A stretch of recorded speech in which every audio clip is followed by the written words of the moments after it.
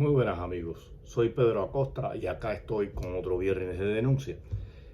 La revolución lleva 64 años, 65 años en el poder y a pesar de fracasos, de traiciones, de corrupción, de mentiras, de engaños y sobre todo de la infinita e interminable ola de fracasos que han llevado al país a la ruina moral, económica y política, siguen en el poder estos que viven del pueblo. Cuando uno oye hablar a personas como el padre Alberto, se da cuenta de hasta dónde ha llegado estos que mal gobiernan, hasta dónde han llevado al pueblo. Y voy a utilizar con la autorización de él algunos de sus comentarios, de sus trabajos que viene posteando hace ya tiempo en Facebook y que titula He estado pensando. Es el título que él le pone a estos posts y voy a hablar de dos de ellos porque los considero muy interesantes, porque él dice cosas que son muy reales, que son muy ciertas, y veamos algunas de estas cosas que él dice. Este es uno de sus últimos posts, que dice: ¿qué más quieres de mí, revolución cubana? Todavía el padre Alberto tiene el respeto de llamarle revolución cuando realmente ha sido una dictadura desde el 59, pero lo comprendo y dice, continúa diciéndolo: me sedujiste hace ya muchos años, me hipnotizaste con engaños, me cegaste con sueños de gozo, con promesas de libertad y de justicia, y te creí y me rendí a ti y te entregué todo, juventud, esfuerzo, sacrificio, incluso a mi familia y a mis hijos. Esta frase dice mucho. Es cierto que millones de cubanos le entregaron la vida a la revolución, le entregaron la vida a la dictadura cubana, le entregaron la vida toda a Fidel por sus promesas, por aquel paraíso prometido que se ha convertido en infinito purgatorio. Y continúa otra de las cosas que dice el padre Alberto en esta reflexión, en este post: pero tú solo mentías y mientras me sonreía y me animabas con palabras de progreso, me fuiste despojando lentamente y me dejaste en la desnudez vergonzosa de mi presente, roto, una vida en la mentira. Habla de la mentira, y la mentira siempre ha estado presente en la revolución. Recuerdo en el propio año 59, no sé si fue en el mes de enero, de febrero, cuando Fidel dijo, nos casaron con la mentira y nos obligaron a vivir con ella en vergonzoso contubernio, etcétera, etcétera, como las largas parrafadas que él acostumbraba a decir. Y yo me preguntaba siempre, ¿qué mentiras? Las mentiras surgen a partir del mismo instante en que él toma el poder. Incluso recuerdo uno de sus discursos que dice: ¿armas para qué? Cuando ocuparon armas en la Universidad de La Habana. Cuando elogió a Urrutia y meses después el presidente Urrutia, que fue puesto por ellos mismos, que fue quien lo defendió en el Moncada, o fue juez en el Moncada, porque Fidel se defendió en el Moncada con su condición de abogado. Y este hombre fue un tipo justo y honesto, y lo pusieron de presidente de la República de Cuba. Fidel habla de Urrutia, dice lo mismo Cuba con Urrutia que con Batista, y sigue por ahí con su largo parafrasear, y meses después defenestra. Le da un golpe de Estado a su manera, pero Fidel en junio, el 17 de junio de 1959, dio un golpe de Estado televisivo a Urrutia. Ya todo estaba preparado para degollar a Urrutia. Continúa padre Alberto, y uno mientras más lee, más se da cuenta de cuánto daño hizo la revolución y qué grande fue el engaño. Dice: me rompiste las alas, secuestraste mis sueños, apagaste mi mirada, condenaste mi futuro, prohibiste mis reclamos.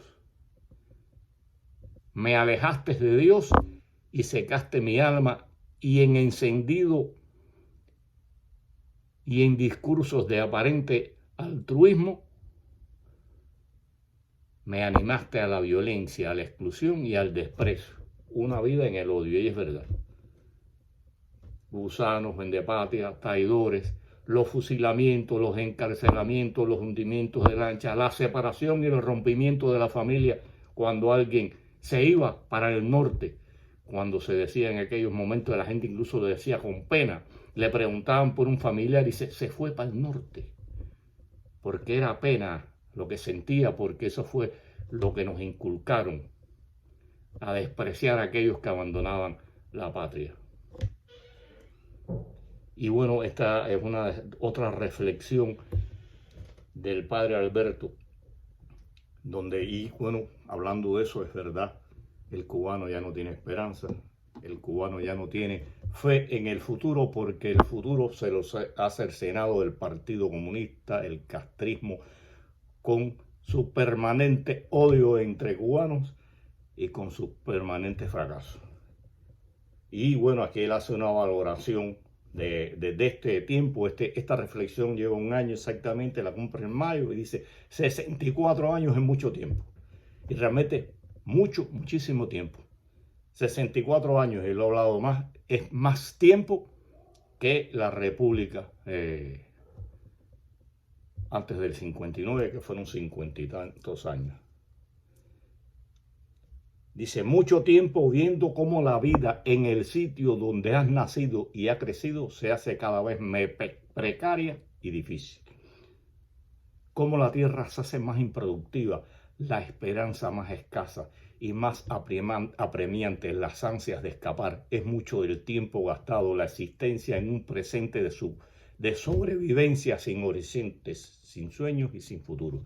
Ahí describe la realidad del cubano, que solo tiene esperanzas en abandonar el país, en irse a tierras extrañas, aunque te acojan de la manera que te acojan. Es tierra extraña, es tierra extranjera, es ir al destierro voluntario, porque en su patria, en su país, no existe esperanza, no hay sueños, no hay visiones, no hay ilusiones, nada existe en Cuba, y cada día va a peor.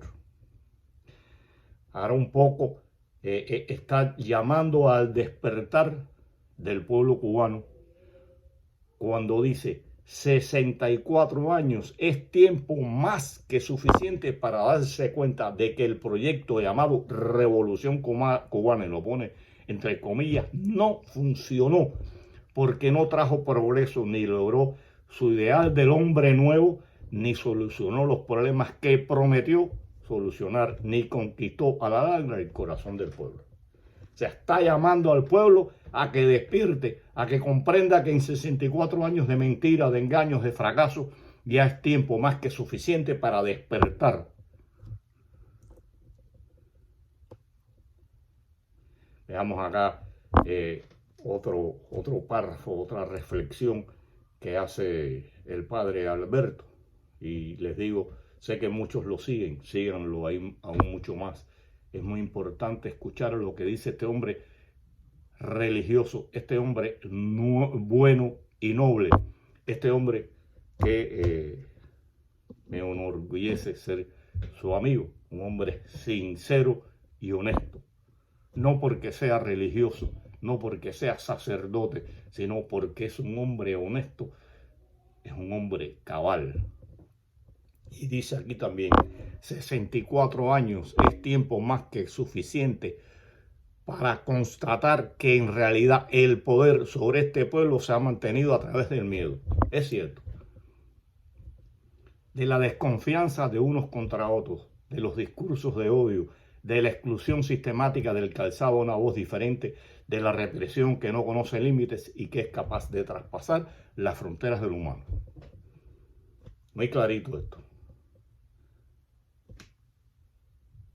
El miedo, y voy a poner un ejemplo de hasta dónde llega el miedo y hasta dónde traspasa las fronteras geográficas del país. Muchas personas en Miami y en otros países tienen miedo de protestar, de denunciar a la dictadura cubana por lo que les pueda pasar a su familia en Cuba, porque no les permitan ir a ver a sus familiares, porque los destierren aún más de lo que ellos hicieron de manera voluntaria. Es increíble cómo este miedo traspasa fronteras, cómo este miedo rompe con amistades, con lealtad. Es desastroso el miedo, el terror, porque tienen el poder y el poder lo utilizan a su antojo, y ese poder te puede destruir la vida tuya y la de tus familiares, y no todos están dispuestos a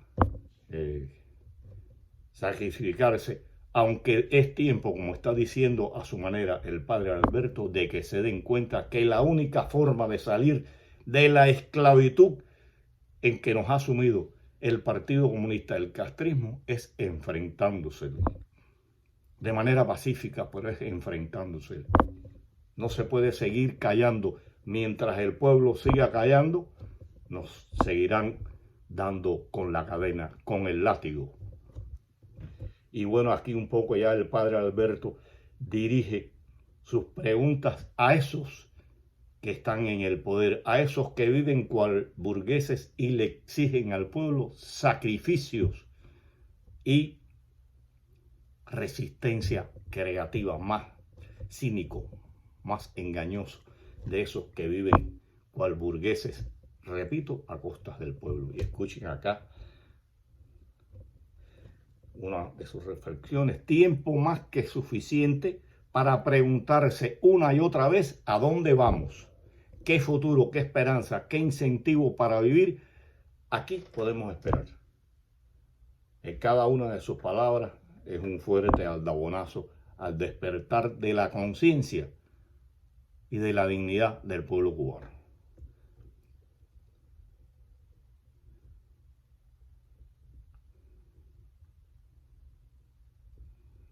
Y acá ya esto se va dirigido netamente a aquellos que de una forma u otra ostentan el poder a determinado nivel, dígase policía, dígase presidente del CDR, dígase oficial de la seguridad, dígase gobernador, dígase miembro del buró político del Comité Central, dígase aquellos que malgobiernan la isla en cualquiera de sus niveles y que tienen determinado poder. Y le pregunta a estos que en su inmensa mayoría viven tan mal como el pueblo, aunque sean policías, aunque sean los presidentes del CDR, aunque sean coroneles, capitanes, algunos retirados y otros en activo. Yo pregunto, aunque mi pregunta sea un grito que se pierde en el desierto: ¿es que no ves? Estás diciendo, es que no ven, es que no sufren, es que no tienen familiares, amigos, vecinos, conocidos que te dicen una y otra vez: no puedo más. ¿Y hasta cuándo va a hacer esto? Es la pregunta que se hace el 90 y tantos % de los cubanos, e incluso muchos de aquellos que dicen ser revolucionarios y dicen: ¿hasta cuándo este sacrificio? ¿Hasta cuándo este hambre? ¿Hasta cuándo esta miseria? Y le sigue preguntando: ¿es que no ven? Yo estoy poniéndolo en plural. ¿Es que no ven la falta de esperanza, la desilusión de los jóvenes, el hastío de la gente?